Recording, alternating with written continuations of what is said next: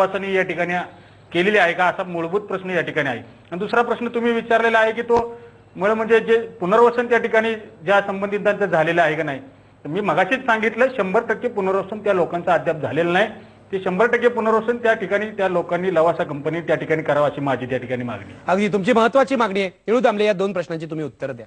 कुठल्या प्रश्नांची? पुनर्वसन 100% झालं की नाही मला माहित नाही. मी काही ठिकाणी पुनर्वसन झालेलं पाहिजे. झालं नसेल तर व्हायला पाहिजे. अर्थातच व्हायला पाहिजे. मला कळत नाही म्हणजे स्थानिक शेतकरी नाराज राहून काहीही होता कामा नये. नाही, प्रश्नच येत नाही. हा प्रश्न येतच नाही. आता नाराजी कशी काढायची, काय काढायची ठरवावं लागेल. सर्वांनी एकत्र बसावं. आणि नंबर 2 जलशुद्धीकरण वगैरे आहे ना, बघा ना जाऊन तुम्ही. माझं म्हणणं असं आहे की समजा थोपटे, सुनीती सूर हे सगळे आले, प्रकल्प माझा नाही, मी त्यांच्याबरोबर जातो, त्यांनी लवासात जावं आणि लवासामध्ये जर पाणी शुद्धीकरण होत नसेल तर सांगावं. बिघडत काही नाही. पण समोरासमोर बसायची तयारी पाहिजे, हे पाहायला पाहिजे. मला असं वाटतं की आधुनिक काळामध्ये ज्या गोष्टी शक्य आहेत, दुर्दैवाने काय होत आहे, पाणी शुद्धीकरण वगैरे सुद्धा या गोष्टी शक्य आहेत. दुर्दैवाने आज सरकार किंवा आपल्या स्थानिक स्वराज्य संस्था ते करत नाहीयेत आणि म्हणून लोकांना अविश्वास वाटतो. मला असं वाटतं की असं व्हायचं काही कारण नाही. लवासा करेल किंवा नाही स्वतंत्र मुद्दा आहे. इथून पुढलं 15-20 वर्ष. पण मुळामध्ये विरोधक आणि लवासाचे प्रवर्तक यांनी समोरासमोर बसायला पाहिजे, हे तुम्हाला मान्य आहे की एकत्र बसायला पाहिजे? एकत्र बसायला पाहिजे. मी इतर 3 पाहुण्यांना विचारणार आहे, हे मान्य आहे की नाही? कारण वाद होत राहतात, वाद गाजत राहतात मीडियामध्ये, काही उपाय निघत नाही.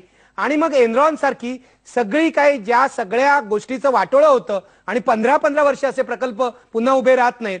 लवासाचं एनरॉन होऊ नये असं वाटत असेल तर काय करायला हवं, मी शेवटच्या सेगमेंटमध्ये विचारणार आहे. घेऊया एक ब्रेक. आपला प्रश्न पहा, लवासा प्रकल्प हा सरकारी नियमांचं उल्लंघन करणार आहे का? 72% लोक म्हणतात होय, उल्लंघन करणार आहे.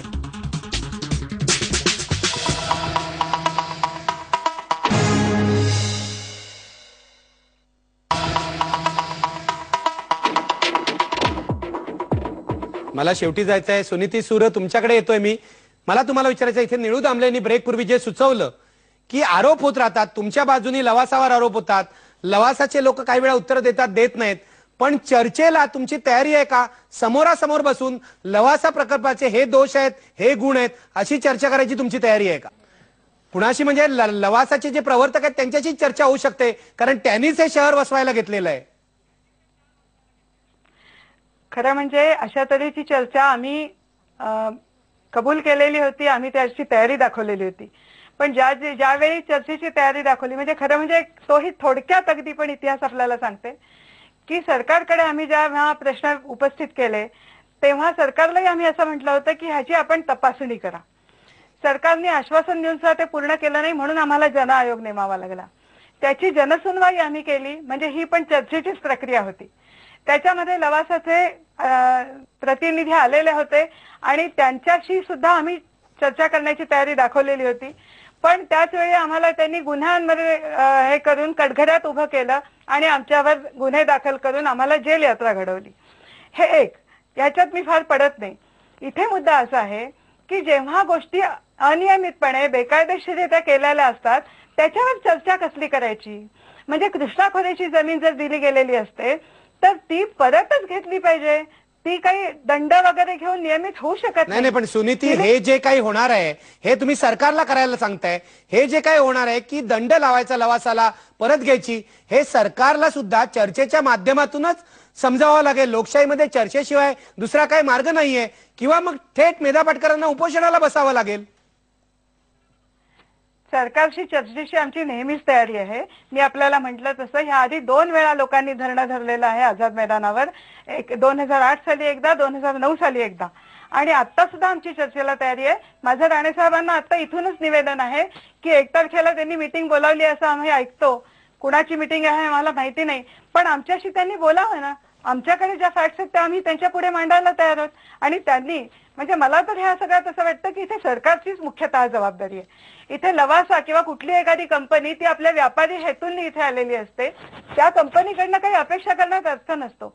मुद्दा इथे हा आहे की अशा पद्धतीने सगळे कायदे वाकवून वळवून का हे केलं जातं सर्व, आणि म्हणून त्या कृष्णा खोरेच्या जमिनी असोत की सिलिंगच्या जमिनी असोत, त्या वन खात्याच्या परवानग्या असोत की पाणी वापराच्या परवानग्या असोत, त्या सगळ्या सरकारने तपासल्या पाहिजेत. आणि ह्याच्याही पुढे जाऊन माझी ही मागणी आहे की तोपर्यंत हे सगळं पुढे येईपर्यंत लवासाला पुढची परवानगी तर मिळता कामा नये, पण आज जे उद्ध्वस्तीकरण झालेलं आहे ते तिथेच थांबवून एक वीटही आता पुढे जाऊ देता कामा नये, जोपर्यंत पूर्ण चौकशी होऊन त्याचा अहवाल येऊन तो लोकांपुढे मांडून त्याची शहानिशा होत नाही तोपर्यंत. निळू दामले, हे तुम्हाला मान्य आहे का?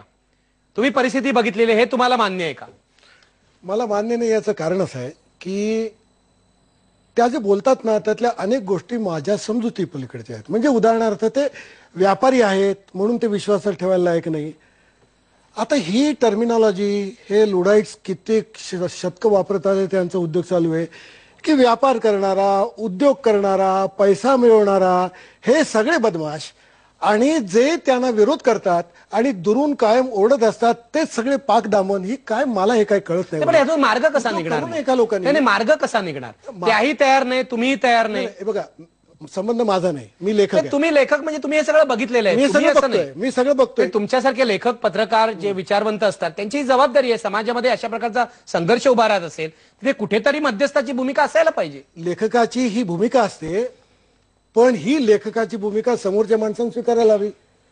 लोकांना असं वाटतं की मी भूमिका घ्यायला उठलो की मी जर डावा असेल तर डावे लोक म्हणतात त्याची भूमिका बरोबर आहे, पण मी जर डावेपणापेक्षा वेगळं काही समोर आलेलं मांडलं की लोक म्हणतात तो उपयोगाचा नाही. असं नाही लेखकाच्या बाबतीत चालत. मी लेखक जर दुसरी बाजू सुद्धा आहे ती काही मांडू बघत असेल तर लगेच न स्वीकारून काय झालं, प्रश्न माझा नाही. प्रश्न मला असं दिसतो की तुम्ही म्हणताय तसं त्यांचं असं म्हणणं आहे की हा एकूण विकासाचा जो प्रकल्प आहे, ज्या रीतीने विकास होणार आहे, हे व्यापारी लोक आहेत, हे उद्योगपती लोक आहेत, हे नफ्यासाठी येतात. जगात कुठला उद्योग नफ्यासाठी चालत नाही मला काही कळत नाही. नफ्याशिवाय काय? आणि नफा कमवण्यात गैर काय आहे? Exactly. चांगल्या मार्गाने नफा कमवण्यात गैर काय आहे असंही आपण विचारू शकतो. म्हणजे कायदा आहे ना, कायदे पाळा, त्याच्यामध्ये अन्याय होत नाही पहा.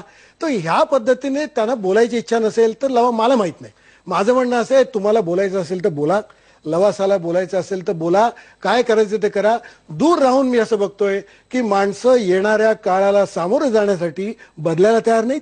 नवीन काळाला सामोरं जाण्यासाठी आपल्या स्वतःच्या पद्धती, वैचारिक, आर्थिक विकासाची एकच पद्धत, हे सगळं बदलायला तयार नाही. तोपर्यंत मला काय याच्यामध्ये काय फार मोठा ठीक आहे, मी कार्यक्रम संपवतोय. सुनीती सुरे, तुम्हाला काहीतरी म्हणायचंय शेवटी? थोडक्यात सांगा, मी कार्यक्रम संपवतो. मला एवढंच म्हणायचंय की आमची सरकारशी चर्चेला केव्हाही तयारी आहे, किंबहुना आम्ही सरकारशी वारंवार चर्चेसाठी गेलेलो आहोत. आणि हे व्यापारी वगैरे अशा पद्धतीने, मी ते गुन्हेगार आहेत असं म्हणत नाही, ते नफा कमवण्यासाठी तिथे आलेले आहेत, जे निळू दामलेंनी स्वतःच मान्य केलेलं आहे. त्यामुळे त्यांच्याशी वेगळं काय बोलायचं. ज्या पद्धतीने सरकारने काही कारण नसताना लवासाला एवढी मेहरबानी केलेली आहे त्या संदर्भात आमचे प्रश्न आहेत. सरकारने त्याची उत्तरं द्यायला हवी, ते तुमचं म्हणणं अगदी बरोबर आहे. सरकारला अनेक गोष्टींची उत्तरं द्यावी लागतील. शेवटी मी पुन्हा एकदा प्रश्न घेतोय, लवासा प्रकल्प हा सरकारी नियमांचं उल्लंघन करणार आहे का? बघा पडद्यावर, आता 75% म्हणतायत होय, या प्रकल्प हा सरकारी नियमांचं उल्लंघन करणार आहे. आणि मगाशी आमदार थोपटे म्हणाले त्याप्रमाणे त्याच्या चौकशीची मागणी त्यांनी केली. माझं असं म्हणणं आहे की जेवढी पारदर्शकता सर्व बाजू दाखवतील, लवासा दाखवेल, आंदोलक दाखवतील, सरकार दाखवेल, तेवढा प्रश्न सोपा होईल.